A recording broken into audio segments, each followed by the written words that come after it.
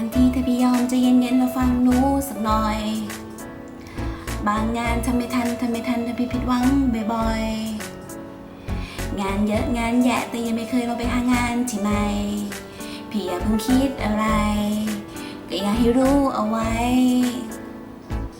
ก่อนนั้นที่ทำอะไรน้องทำได้ตลอดตอนนี้จะให้ทำอะไรน้องทำท่าอิดออดไม่ดูไม่แลไม่แคร์น้องจะให้พี่ทำไงเพื่อน้องไม่คิดอะไรอยากโดนไล่ออกใช่ไหม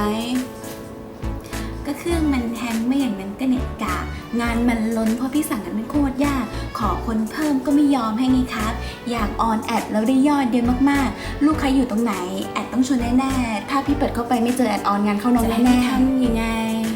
แล้วก็อัลกอริทึมได้ไหมไม่ได้อยากเถียงแต่แค่อยากถามว่าพี่เข้าใจหนูไหมคู่แข่งตั้งเยอะบัดเจ็ตแค่เนี้ยโอ้ตาย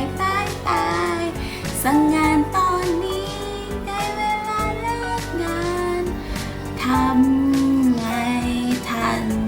อยากอธิษฐานให้พี่วันหน้าวันนี้ไม่มาได้ไหม